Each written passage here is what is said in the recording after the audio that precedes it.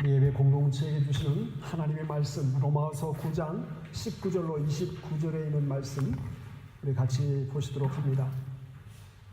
로마서 9장 19절로 29절에 있는 말씀 우리 한 말씀씩 저하고 함께 교독하도록 하겠습니다. 제가 먼저 19절 말씀 봉독합니다. 혹 내가 내게 말하기를 그러면 하나님이 어찌하여 허물하시느냐 누가 그 뜻을 대적하느냐 하리니 이 사람아 내가 너희에게 감히 하나님께 반문하느냐 지금 같은 이번에 지은 자에게 어찌 나를 이같이 만들었느냐 말하겠느냐 토기장이가 진흙 한 덩이로 하나는 귀 있을 그릇을 하나님 천 있을 그릇을 만들 권한이 없느냐 만일 하나님이 그의 진노를 보시고 그의 용력을 알고자 하셔서 여러분의 준비된 진노의 그릇을 물에 참으심으로 단용하시고 또한 영광 받기로 예비하신 바 긍휼의 그릇에 대하여 그 영광의 풍성함을 알게 하고자 하셨을지라도 무슨 말을 하리요? 이 그릇은 되니 곧 유대인 중에서 아니라 이방인 중에서도 부르신 자니라 호사의 글에도 이르기를 내가 내 백성 아닌 자를 내 백성이라 사랑하지 아니한 자를 사랑한 자라 부르리라. 너희는 내 백성이 아니라 그 한 곳에서 그들에게 살아계시는 하나님이 아니라 영광을 받으리라. 또 이사야가 이스라엘에 관하여 외치되 이스라엘 자손들의 수가 비록 바다의 모래 같을지라도 남은 자만 구원을 받으리니 주께서 땅 위에서 그 말씀을 이루고 속히 시행하신다 하셨느니라. 29절 말씀 같이 봅니다. 또한 이사야가 미리 말한 바 만일 만군의 주께서 우리에게 씨를 남겨두지 아니하셨더라면 우리가 소돔과 같이 되고 고모라와 같았으리로다 함과 같으니라. 아멘.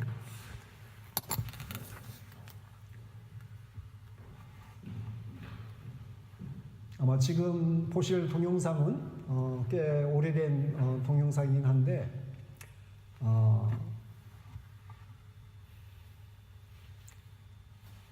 제가 20대 때 가장 좋아하던 복음성가 곡이기도 하고 또 곡을 쓰신 또 송명희 시인이 작사하고 또 최덕신 가수가 찬양 가수가 작곡한 나라고 하는 곡이 탄생하게 된 송명희 시인의 그 이게 성장하고 또 예수를 만난 그런 간단한 그 스토리를 우리에게 보여주는 동영상입니다. 한 4분에서 5분 정도 걸리는 동영상인데 함께 먼저 동영상을 보도록 하겠습니다. 태어날 때 의사의 실수로 뇌를 다쳐 뇌성마비 판정을 받은 아기가 있었습니다. 아기의 부모는 가난 때문에 치료는커녕 제대로 된 음식조차 해줄 수가 없었습니다. 어린 시절의 고통은 마음까지 멍들게 했고 사춘기 소녀가 된 아이는 삶을 저주하며 반항했습니다. 한창 호기심도 꿈도 많을 10대 소녀의 시간은 도리어 극심한 절망감을 가져왔습니다. 일어서기도 어려운 몸을 일으켜 창밖을 바라보면 모든 게 자신과는 상관없는 꿈만 같았습니다. 아무도 없는 빈 방. 소녀가 부르짖을 대상은 하나님뿐이었습니다.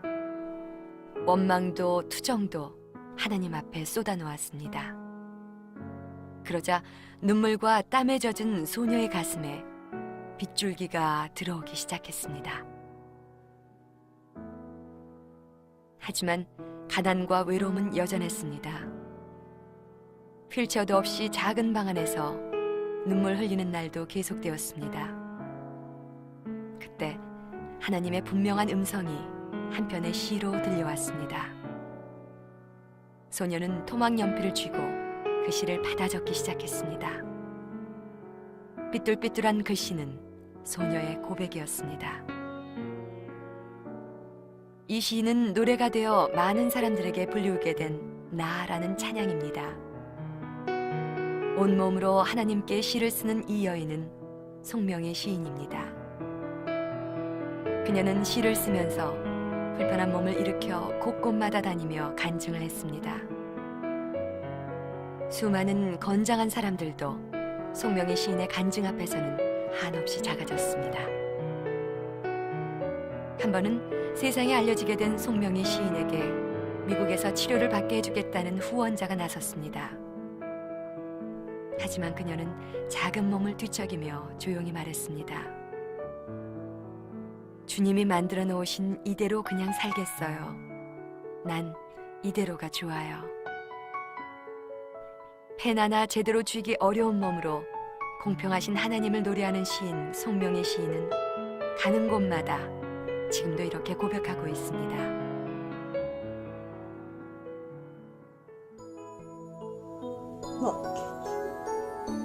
일을 최선을 다해서 하는 게 특히나 모든 것이 다 믿고 그런 거지. 나 가진 재물 없으나 나 남이 가진 지식 없으나 나 남에게 있는 건강 있지 않으나 나 남이 없는 것 있으니 나 가진 재물 없으나 나 남이 가진 지식 없으나 나 남에게 있는 건강 있지 않으나 나 남이 없는 것 있으니 나 남이 못 본 것을 보았고 나 남이 듣지 못한 음성 들었고 나 남이 받지 못한 사랑 받았고 나 남이 모르는 것 깨달았네. 공평하신 하나님이 나 남이 가진 건 나 없지만 공평하신 하나님이 나 남이 없는 것 갖게 하셨네. 나 남이 없는 것 갖게 하셨네.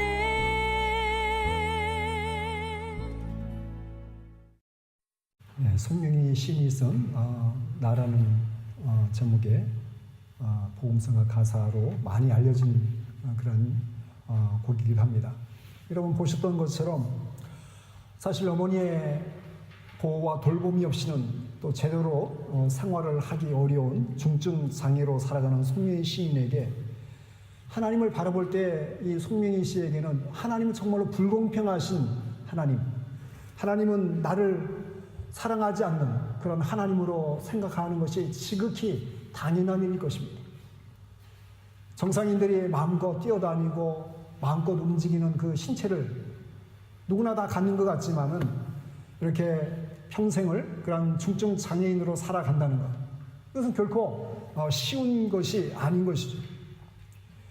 그럼에도 불구하고 하나님을 만나게 되고 그러면서 비록 몸은 이렇게 장애를 입어서 건강한 그런 육신을 갖고 있지 않지만 그 눈을 통해서 하나님을 바라보게 되고 하나님의 주권을 인정하게 되고 하나님께서 나를 만드신 것을 인정하면서 하나님께 감사를 드리게 되고 그 하나님을 바라보면서 그 하나님은 편애하시고 또 불공평하신 하나님이 아니라 공평하신 하나님이다, 이렇게 고백하는 시기절을 보게 됩니다. 사실 송명희 시인이 중증 장애인이 되지 않았더라면 아마도 평범한 한 여인의 삶을 살아갔을 것입니다. 송명희 씨라는 사람이 누구인지 어디에 사는지 알 필요도 없을 뿐만 아니라 알 수도 없었을 것입니다. 그러나 이 삶을 통해서 하나님은 정말로 많은 사람들에게 하나님의 사랑을 증거하는 하나님의 도구로 사용하셨고 또 정말로 삶에 지치고 힘들어하고 어려워하는 많은 사람들을 인류하고, 그럼에도 불구하고 하나님을 사랑하고 예배하는 그 모습들이 얼마나 위대한지를 이 중증장애인 손명희 씨를 통해서 보고 깨닫고 알 수 있도록 인도에 가신 것을 보게 됩니다.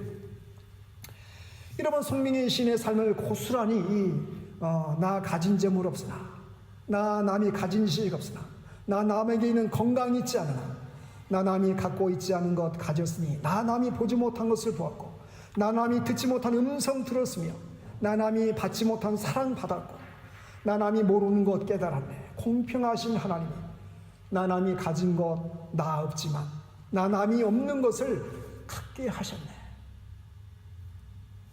이 손명희 시인에게 갖게 하신 그것이 뭡니까?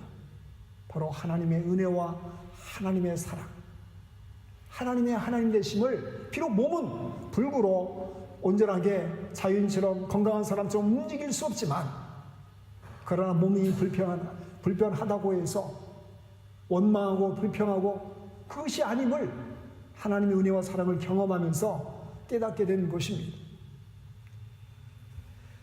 사실 우리는 우리의 삶을 살아가면서 때때로 자신의 처해 있는 상황을 바라보면서 한숨을 쉬게 되고 불평할 때가 참 많이 있는 것 같습니다. 왜 하나님 제 삶은 이렇게 힘이 듭니까? 왜 하나님 제 삶은 이렇게 되는 듯 하면서 잘 되지 않고 꼬이고 계획대로 되지 않고 남들처럼 좀 뻥 뚫린 고속도로처럼 참 이렇게 참 팍팍팍 치고 나갔으면 좋겠는데 꾸불꾸불 돌아가면 또 돌아가야 되고, 한 산을 지나면 또 큰 산이 나타나는 그것이 도대체 뭡니까? 제가 뭘 잘못해서입니까? 아니면 뭐가 좀 제 믿음이 부족해서입니까? 그런 고민을, 그런 질문을 갖고 살 때가 많이 있는 것 같습니다. 또 왜 하나님 저를 이렇게 만드셨습니까? 아니면 또 심지어는 왜 우리나라에 태어나게 해가지고 이렇게 경쟁이 치열한 사회에 살게 하셨습니까? 또 제 팔자는 이게 뭡니까 도대체? 하면서 원망하고 불평하고 싶을 때가 참 우리 삶 가운데는 많이 생길 수 있는 것 같습니다. 어쩌면 우리가 이렇게 불만투성이로, 불평투성이로 살아갈 수밖에 없는 우리의 모습을 바라보시면서, 어쩌면 오늘 이 본문의 말씀은 우리에게 주시고 있는 적당한, 가장 합당한 말씀이 아닌가 생각을 갖습니다. 한마디로 하나님이 통치하시고 하나님이 다스리시고 인생의 주인이 바로 하나님이시다라고 꽝꽝꽝 인을 치고 있는 말씀이 오늘 본문의 메시지입니다. 특별히 오늘 본문은 하나님께서 생명을 구원하심에 있어서도 그것이 그 사람의 노력이나 수고가 아니라 절대적으로 하나님의 주권의 영역, 하나님의 그 주도권이 있음을 오늘 본문을 통해서 말씀해 주고 있습니다.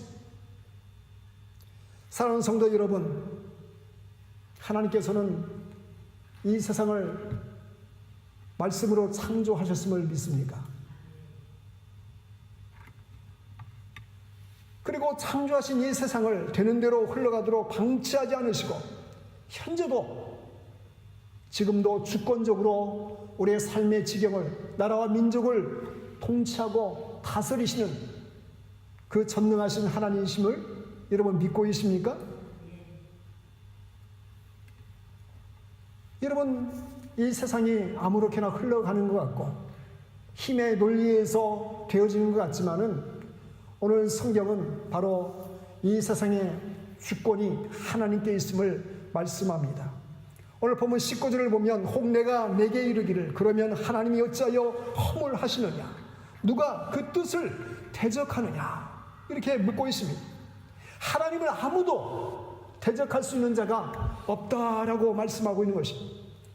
우리가 햇빛이 뜨겁다고, 햇빛을 보기 싫다고 햇빛 아래 숨는다고 해서 햇빛으로부터 벗어날 수 있는 존재가 아니듯이, 마찬가지로 피조물인 우리가 하나님의 통치와 다스림을 벗어나서는 살 수 없는 존재가 바로 우리다라는 것을 하나님이 말씀하고 있습니다. 사도 바울은 이것을 좀 더 자세하게 설명하기 위해서 그 유명한 토기장이의 비유를 우리에게 들어주고 있습니다. 오늘 본문 20절로 21절 말씀, 우리 다시 한번 이 말씀을 공독해 보도록 하겠습니다. 20절, 21절 말씀을 같이 봅니다. 이 사람아, 내가 누구이기에 감히 하나님께 반문하느냐? 지음을 받은 물건이 지은 자에게 어찌 나를 이같이 만들었느냐 말하겠느냐? 토기장이가 진흙 한 덩이로 하나는 귀 쓸 그릇을, 하나는 천이 쓸 그릇을 만들 권한이 없느냐?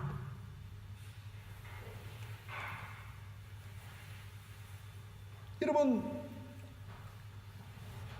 초등학교 때에 진흙으로 만든 그런 미술 시간에 진흙놀이를 했는지 모르겠어요.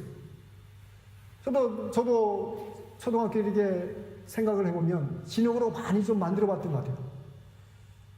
뭐 도시 아이들은 진흙을 이게 가게에서 사가지고 했는데 저희들은 선생님이 진흙을 퍼오라고 해요. 진흙을 퍼오라고. 그래서 각자 진흙을 퍼와야 됩니다. 그래서 이게 동네 가다 보면 또 이게 약간 차진 그 흙이 있어요. 그건 좀 파다가 미술 시간에 그걸 이제 진흙놀이를 하는 거죠. 그래서 선생님이 만약에 강아지를 만들어봐, 오늘은 강아지를 한번 진흙으로 만들어보라. 한번 강아지를 비스무리하게 해서 어떤 애는 큰 강아지를 만들기도 하고, 어떤 애는 조그만 강아지를 만들기도 하고, 그러면서 만듭니다. 진흙을 소매하기에 쥐고 있는 사람의 움직임에 따라서 강아지를 만들기도 하고, 또 다른 어떤 동물을 만들기도 합니다. 여러분, 오늘 20절, 21절 말씀은 이 사람아, 내가 누구에게 감히 하나님을 반문하느냐? 내가 네게 도대체 하나님께 이것을 따지느냐? 이렇게 말하고 있는 거예요. 지음을 받은 물건이 지은 자에게 어찌 나를 이같이 만들었느냐? 말하겠느냐? 그러면서 토기장이가 진흙 한 덩이로 하나는 귀 쓸 그릇을, 하나는 천이 쓸 그릇을 만들 권한이 있느냐 없느냐? 이렇게 묻고 있는 것입니다. 그런 권한이 있습니까 없습니까? 토기장이가 원하는 대로, 생각하는 대로 피적하는 것이, 만들어진 토기가 아니 왜 나는 그렇게 지저분한 요광을 만들어 가지고 맨날 그냥 냄새나는 오줌을 받고 편을 받는 그런 요광으로 만들었어요 하면서 막 데모하면서 나 이 일 못합니다 하면서 뚜껑을 딱 닫아버리고 요광 더 이상 못 씁니다 하면서 요광이 따질 수 있어요? 따질 수 없다는 거예요. 하나님이 그렇게 만들었다는 것입니다. 토기장이처럼 세상에 되어나가는 많은 사람을 빚었다라는 것입니다. 근데 사실 이 말씀은 귀한 그런 하나님의 택함받은 백성을 갖다가 이렇게 빚었고, 택함받지 않은 그런 백성들을 좀 천하게 만들었고, 그런 의미로 말씀한 것이 아니라 오늘 계속해서 로마서 9장부터 11장까지 그 핵심 주제가 누구입니까? 누구를 지금 염두에 두고 하신 말씀이에요. 바로 이스라엘입니다. 이스라엘. 우리가 지난주에 말씀 나눴던 것처럼 이스라엘 통해서 하나님께서 많은 은혜를 베풀어 주시요. 다른 민족보다, 다른 나라보다 더 많은 큰 은혜를 받도록 하셨어요. 기억나는 것이 뭡니까? 예를 들면 그들은 하나님의 말씀을 받은 민족이에요. 그리고 믿음의 조상들을 둔 민족이에요. 뿐만 아니라 예배의 원형이 된 그런 성전 제사의 그런 시작이 어디서부터 시작됐습니까? 바로 유대 민족들이 드렸던 그런 성전 제사를 통해서 우리가 드리는 찬양하고 예배하는 예배의 순서들도 바로 그 원형이 바로 성전 제사부터 나왔습니다. 그리고 많은 예언자와 선자를 주셨어요. 많은 약속들을 유대 민족들에게 주셨어요. 이로 말할 수 없는 하나님의 임재의 사건을 경험한 민족들이 누구입니까? 바로 유대 민족들이. 특별한 은혜를 받은 민족이 바로 유대인들이. 그 특별한 은혜를 주시기 위한 목적이 무엇입니까? 유대 민족만 잘 먹고 잘 살고 하나님의 축복된 백성이 되기 위해서 그렇게 하셨어요? 결코 그렇지 않아요. 그렇게 하나님의 임재와 하나님의 축복을, 하나님의 택함 받은 이스라엘 백성들을 특별히 사랑하신 이유 중에 이유는 바로 그 민족을 통해서 하나님을 알지 못하는 많은 주변 민족들이 이방의 빛이 되어서 하나님을 증거하는 그런 사명을 감당하기 위해서 유대 민족을 택하셨어요. 그런데 유대 민족들이 어떻게 합니까? 이스라엘 백성들이 하나님 말씀을 점점 불순종하기 시작합니다. 점점 하나님 말씀으로 멀어져 갑니다. 하나님께서 그렇게 특별한 은혜를 베풀어 주셨음에도 불구하고 말씀으로부터 점점점 멀어지는 그러한 모습들이 유대 민족들에게 나타나게 됩니다. 그래서 사실 예수님이 오시고 나서 변화된 사도 바울도 어떻게 처음에 가서 어디에서 복음을 전합니까? 유대인들이 모이는 회당에 가서 시나고그에 가서 복음을 전하고 예수님의 그 십자가의 복음을 전하게 되었을 때에 수많은 유대 민족들이 길을 막아버립니다. 복음을 듣지 않아요. 그러면서 사도 바울도 점차 이방 나라 사람들을 향해서 복음을 증거하게 됩니다. 여러분, 특별한 은혜를 받았던 이 이스라엘 백성들이 하나님의 말씀에 순종하고 하나님의 축복을 베푸신 것을 기뻐하면서 이방 민족들에게 그 복음을 전하는 사명을 잘 감당했으면 정말로 축복된 민족이 되었을 것입니다.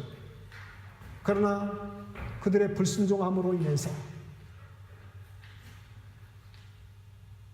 가장 큰 은혜를 입은 사람들이 누구예요? 바로 우리 이민족들입니다. 이방 민족들이 그들의 불순종과 그들의 믿음의 연약함을 통해서 하나님의 은혜가 이방 민족에게 흘러가게 됩니다. 그러면서 이방 민족들에게 복음이 들어가게 됐을 때 많은 사람들이 예수님을 영접하게 되고 구원의 은혜를 경험하게 된 놀라운 구원의 역사가 나타나게 돼요. 그러면 유대인들은 어떻게 되는 것입니까? 예수님을 팔아버리고 예수님을 십자가에 죽게 만든, 그래서 계속해서 복음을 거부한 그 유대인들은 그럼 완전히 이제는 하나님의 멸망받을 백성들입니까? 그렇지 않다는 것을 로마서 9장부터 11장까지 계속해서 지금 변론해주고 증거해주고 있는 것입니다. 예수 그리스도를 부인했던 유대 백성들 때문에 뿐만 아니라 2000년이라는 그 시간 동안 유대 민족이 감당해야 했던 수많은 그 피눈물 나는 그 아픔의 그 역사를 우리는 잘 기억하고 있어요. 심지어는 그런 역사마저도 바로 이방 나라의 구원을 위해서 그들이 치른 대가라는 것입니다. 예수님을 팔아버렸기 때문에 그들이 응당 심판을 받고 하나님의 책망을 받아서 버림받은, 물론 그런 어느 부분도 그렇게 생각할 수 있지만 그러나 그것이 옳은 정답은 아니다라는 것입니다. 그들의 아픔과 그 연약함과 불순종으로 인하여서 가장 많은 은혜를 받은 사람들이 바로 이방인인 우리들이다라는 것을 생각하게 되면 우리가 더 이상 돌을 들어서 유대인들을 향하여 돌을 집어 던질 수는 없다는 것입니다. 복음의 마지막 시대에 가장 복음이 부흥되고 회복되는 그 민족 중에 하나가 바로 유대 민족일 것입니다. 그래서 오늘 우리가 로마서 10장 또 11장을 통해서 계속해서 살펴보게 되는 것들은 이제 장차 하나님께서 이 유대 민족들을 회복시킬 그런 마지막 그 타이밍을 우리가 지금 그 시대를 살아가고 있습니다. 오늘 본문 24절은 이렇게 말하면 이 그릇은 우리니 곧 유대인 중에서뿐 아니라 이방인 중에서도 부르신 자니라. 복음이 거부당했을 때에 이방인으로 그 복음이 흘러가게 됩니다. 그리고 오늘 이어지는 25절, 26절을 보면은 어떻게 말씀하고 있습니까? 25절, 26절 말씀 같이 한번 봅니다.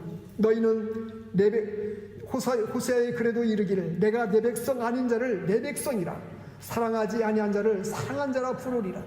너희는 내 백성이 아니라 한 그곳에서 그들이 살아계신 하나님의 아들이라 일컬음을 받으리라 함과 같으니라.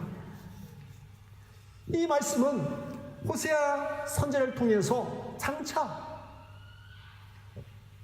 유대인들이 복음을 거부하게 됐을 때에 이방 민족에게 복음이 전해졌을 때에 이제 그들이 내 백성이 아니었던 자들이 내 백성이라 칭함을 받게 되리라 하는 그 말씀들이 바로 이방 민족의 복음이 증거됨으로 인해서 이루어지는 그런 호세의 말씀임을 보게 되는 것입니다. 그러면서 복음의 문이 활짝 이방 민족 가운데서도 활짝 열려지게 됩니다. 그래서 그가 유대인이든지 그가 이방인이든지 이제 구원의 길, 진리의 길로 나아감에 있어서 가장 중요한 것이 무엇이냐? 그것이 무엇입니까? 바로 이 로마서를 통해서 계속해서 반복해주고 있는 이방의 빛으로 오신 예수 그리스도를 영접하느냐 영접하지 않느냐. 유대인들도 예수님을 영접해야 구원의 길에 이르게 됩니다. 뿐만 아니라 이방인도 마찬가지입니다. 예수 그리스도의 복음이 아니고서는 구원의 길로, 진리의 길로 결코 나아갈 수 없게 되는 것입니다. 오늘 보면 30절에 보면 그런즉 우리가 무슨 말을 하리요? 의를 따르지 아니한 이방인들이 의를 얻었으니 곧 무엇에서 난 의요? 믿음에서 난 의요. 예전에는 하나님의 의를 따르지 않은 이방 백성들이었습니다. 하나님을 예배하지도 못한, 알 수도 없었던 이방 민족들이었는데 이제는 이방인들이 의를 얻었으니 예수 그리스도를 통한 의로 말미암아 믿음에 이르는 놀라운 구원의 역사가, 구원의 길이 활짝 열려지게 되었음을 말씀하고 있는 것입니다. 더 이상 혈통으로나 더 이상 어떤 의식이나 어떤 선행을 통해서 구원의 길로 의로운 백성이 되는 것이 아니라 이제는 길이 되시고 진리가 되시고 생명이 되신 예수 그리스도를 영접하느냐, 그를 믿느냐 믿지 않느냐에 따라서 구원의 길로 가느냐 사망의 길로 가느냐, 선택의 기로가 바로 예수님을 영접하느냐 않느냐에 달려있다는 것을 말씀해 주고 있는 것입니다. 여러분, 두 사람이 해변으로부터 약 500마일 떨어진 바다 한가운데서 오도가도 못하게 되었습니다. 근데 한 사람은 수영을 잘하는 그러한 올림픽 수영 선수였고 한 사람은 전혀 수영을 하지 못하는 사람이었어요. 어느 누구나 도와줄 수 있는 사람이 없었습니다.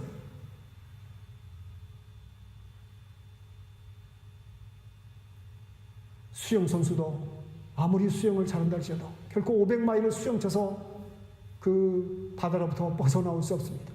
수영을 못하는 사람은 수영을 못하기 때문에 빠져 죽을 수밖에 없습니다. 다 마찬가지. 이 말은 무슨 말이냐면 우리 인간의 수고와 우리 인간의 선행과 우리 인간의 어떤 그 노력도 하나님의 은혜가 없이는, 하나님의 구원의 은총이 아니고서는 어느 누구도 구원의 길로, 진리의 길로, 생명의 길로 나올 수 없다는 것을 말씀하고 있는 것입니다. 그래서 의를 따르지 아니한 이방인들이 의를 얻었으니 곧 믿음에서 났느다. 믿음에서 났느다. 이렇게 말씀하고 있는 거예요. 하나님께서 베풀어 주신 이 구원의 길을 우리가 믿음으로 받아들이지 않으면 그 어느 누구도 구원의 길로, 생명의 길로 나올 수 없음을 말씀하고 있는 것입니다. 그러므로 여러분, 우리가 구원의 은혜를 받은 것이 그냥 내가 믿음 생활해도 그만, 안 해도 그만, 하나님을 믿어도 그만, 결코 그것이 아님을 보게 되는 것이, 이거는 정말로 어메이징 사건인 것이, 하나님께서 나를 사랑하시고 나를 지키시고 인도하신다. 여러분, 처음 동영상 보았지만 송명희 시인에게 하나님이 없었더라면, 하나님을 만나지 못하더라면 그 인생이 어떻게 됐겠어요? 부모를 원망하든지 아니면 돈 없는 것을 원망하든지 정말 원망하다가 희망 없이 살 수밖에 없는 인생이었을 것입니다. 그러나 하나님의 은혜로 하나님을 만나게 되고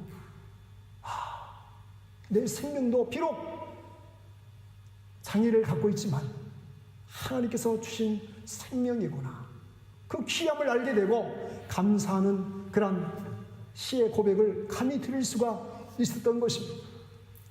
이런 우리의 삶은 우리가 살아가면서 어떻게 됩니까? 많은 것을 비교하기도 하고 비교당하기도 하면서 사는 것이 사실 우리의 삶입니다. 근데 비교당할 때에 우리가 뭔가 좀 가치가 떨어지고 좀 뭔가 좀 자격이 미달된 것 같고 뭔가 좀 이게 좀 모자란 것 같고 부족한 것 같은 그런 비교를 당하게 되면 어떻습니까? 때로는 분노하기도 하고 때로는 실망하기도 하고 때로는 화를 내기도 합니다. 사실 우리가 그것을 잘 우리가 몰라서 그렇지 이 사회는 뭐 그레이드에 따라서 또 사회 신분에 따라서 여러 가지 어떤 조건에 따라서 어떤 부의 많고 적음에 따라서 이 세상은 차별을 하고 차별을 받는 이 시대 가운데 우리가 살고 있습니다. 그러나 하나님의 은혜는 이 구원의 은혜를 누리는 하나님의 백성의 됨의 그 조건들은 결코 차별이 아니라 하나님의 은혜와 사랑을 경험한 사람들에게는 그 은혜 가운데 깊이 들어가면 들어갈수록 하나님의 그 크신 사랑으로 인하여서 감사할 수밖에 없는, 기뻐할 수밖에 없는 그 크신 은혜 앞에 기쁨으로 감사로 나갈 수밖에 없는 것을 보게 되는 것입니다. 여러분, 우리가 물건 사게 되면은 메이커가 뭔지 좀 다 보지 않습니까? 지난주에 그 장로님 부부가 한국에서 오신 분 때문에 어딥니까 거기가? 갑자기 생각이 비스타 필리시를 갔는데 그 구찌 별로 안 좋아하는 구찌 가게에 이제 그 장로님하고 둘이 가만히 다리가 아파가지고 이제 그 쇼핑하고 있는 그 젊은 여성분들이 뭐 신발 한참 뭐 이거 신었다 저거 신었다 하더라고. 저거 뭘 고르나 자세히 봐서요. 뭐 한참 하다가 결국은 뭐 좀 결국은 안 사더라고요. 그 젊은 그 두 사람이. 나오면서 도대체 값이 얼마인가 이렇게 하는 그 신발 뒤쪽에 이렇게 봤어요. 구찌 메이커의 신발인데 그냥 뭐 평범한 신발인데 거기는 보통 뭐 300파운드에서 500파운드 좀 그 정도 신발 하나에 그렇게 비싸더라고요. 뭐 동그라미 하나를 빼도 살까 말까 고민되는 그런 신발인데 동그라미를 하나를 더 붙여가지고 구찌라는 메이커가 붙어 있음으로 해서 엄청 비싸서 비스타 빌리지 별로 가고 싶지 않은 그런 메이커가 뭐냐에 따라서 구찌인지 아니면 프라다인지 아니면 가방도 뭐 메이커가 뭐냐에 따라서 뭐 후질거나 뭐 그냥 그 시장 바구니 같은 것도 메이커가 보니까 뭐 좀 유명한 거 뭐 저도 그거 보고 깜짝 놀랐어요. 이게 완전 시장 들고 다니면 딱 좋은 가방인데 그 메이커 보니까 1000불이 넘는 그 가방을 보면서 이 메이커가 참 중요합니다. 누가 만드느냐. 여러분 내셔널 갤러리 가도 유명한 사람들 그림 보면은 이게 오히려 이름 없는 사람 그림이 더 멋져 보여. 잘 그린 것 같고 내가 볼 때는 더 멋져 보이는데 고우가 그린 해바라기 사진을 보면서 얼마나 투박합니까? 이만한 사진 하나에 뭐 300억, 400억 그 경매가가 그랬으니까 잘 그리려면 다른 화가가 그린 그림들이 더 멋있는 것 같은데 그러나 고우가 그렸기 때문에 고씨가 그린 그 작품이 엄청 비싼 것이죠. 사실 우리도 마찬가지입니다. 우리 모두가 부모님 백으로 재산이 어느 정도 있고 어느 정도 또 부모님 덕에 또 공부도 많이 했고 유학도 하고 학위도 받고 그래서 사회적으로 어느 돈도 잘 버는 직장 위치에 있고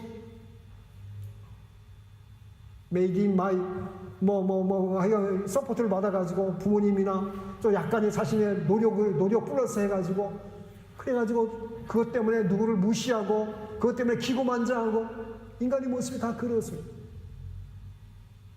그러나 그 모든 되어짐이 하나님의 은혜인지를 알지 못하는 어리석은 인생은 멸망할 수밖에 없고 시간이 점점 사그라질 때에 절망할 수밖에 없는 것이 바로 인간의 삶의 모습들인 것입니다. 우리에게 영원한 소망이 되시고 우리 인생의 참된 의미를 가져다 주신 예수 그리스도의 그 복음을 우리가 알지 못하면 우리는 점점점 시간이 없어짐으로 인해서 불안해하고 내가 가진 것이 점점점 없어짐으로 인해서 절망할 수밖에 없는 우리의 인생인 것입니다. 그러므로 우리에게 정말로 필요한 것은 오늘 본문에도 소개되어 있는 것처럼 우리의 토기장이신 그 하나님의 그 주권을 인정하게 되게 될 때에 우리의 삶이 가치가 있고 메딘가 하나님이 나를 만드셨다. 하나님이 내 삶을 인도해 가신다. 하나님이 내 삶을 구원의 길로 진리의 길로 인도해 주셔서 하나님은 바로 내가 경배하고 내가 예배하는 살아계신 하나님, 구원의 기쁨을 갖고 남은 시간 천국 가기 전까지 천국의 여행 연습을 하며 살아가는 그 삶이 바로 우리가 살아가는 이 세상에서의 하루하루 삶인 것을 깨닫게 될 때에 항상 기뻐하라 말씀하신 것처럼 항상 기뻐할 수 없는 상황이지만 기뻐하며 살 수 있는 존재가 바로 믿음의 백성들의 삶의 이유인 것입니다. 하나님의 은혜가, 하나님의 사랑이, 하나님의 긍휼 하시는 정이 우리의 삶 가운데 감같이 흘러 충만함으로 임하여 정말로 하나님의 주권을 인정하며 하루하루 순간순간마다 불평하는 것이 아니라 원망하는 것이 아니라 하나님의 인도하심을 향해서 감사하고 그의 이름을 송축하는 하루하루의 삶이 되시기를 간절히 주의 이름으로 축원을 드립니다. 우리 시간 한 3분 정도 우리 성민이 시인처럼 우리에게도 믿음의 눈이 띄어져서 정말로 내게 겉으로 보여지는 것이 다가 아니라 우리를 만드셨고 우리를 지키시고 우리를 인도하시고 천국의 소망을 품게 하신 그 하나님의 강같은 평화가 임하게 하시고 하나님의 그 주권을 인정하며 하나님의 다스리심이 바로 나의 삶의 자리에서 가득할 수 있도록 하나님 은혜를 베풀어 주시옵소서. 그런 마음으로 우리 간절한 마음으로 하나님을 향하여 내 인생 내 여정을 주 앞에 내어 맡기는 간절한 간구의 기도를 드리도록 하겠습니다.